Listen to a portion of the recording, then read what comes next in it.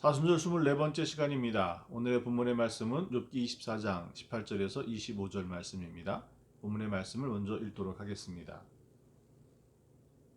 그들은 물 위에 빨리 흘러가고 그들의 소유는 세상에서 저주를 받나니 그들이 다시는 포도원 길로 다니지 못할 것이라.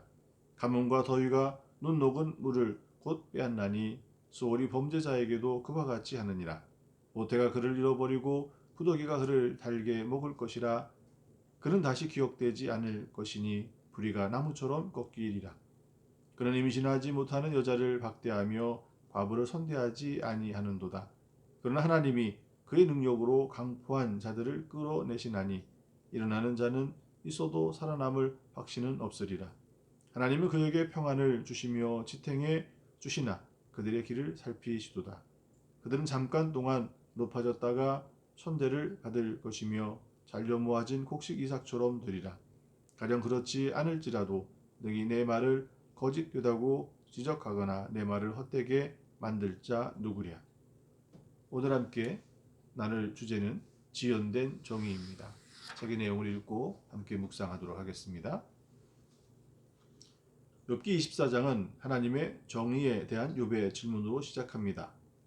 어찌하여 전능하신 분께서는 심판하실 때를 정하여 두지 않으셨을까? 어찌하여 그를 섬기는 사람들이 정당하게 판단받을 날을 정하지 않으셨을까? 하나님의 심판이 지연되어 이 땅에 악이 쌓이고 하나님의 심판이 즉각 임하지 않아 악인이 용감하게 죄를 짓는다는 것입니다.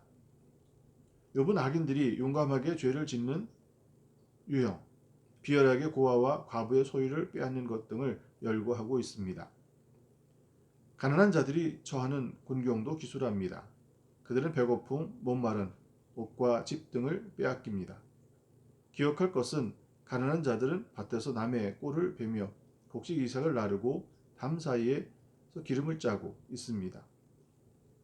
이들은 열심히 일하고 있고 주위에 곡식도 많습니다. 그러나 줄이고 목마릅니다.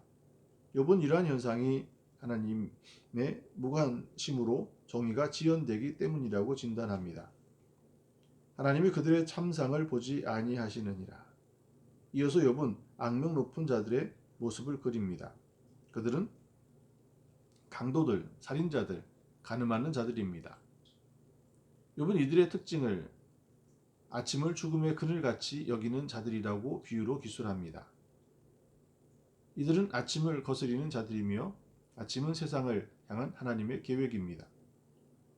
욥은 자신이 제기한 질문에 대해 스스로 답을 하며 연설을 닫고 있습니다.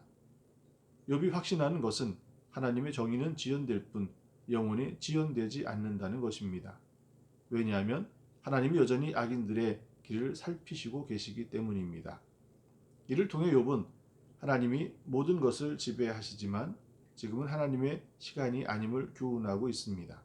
그렇다면 욥과 우리에게 요구되는 것은 능동적인 기다림일 것입니다. 함께 묵상할 주제입니다.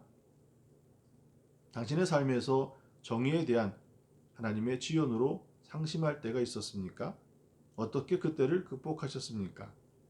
앞으로는 어떻게 극복하실 생각입니까? 묵상 중에 주님의 은혜를 구합니다.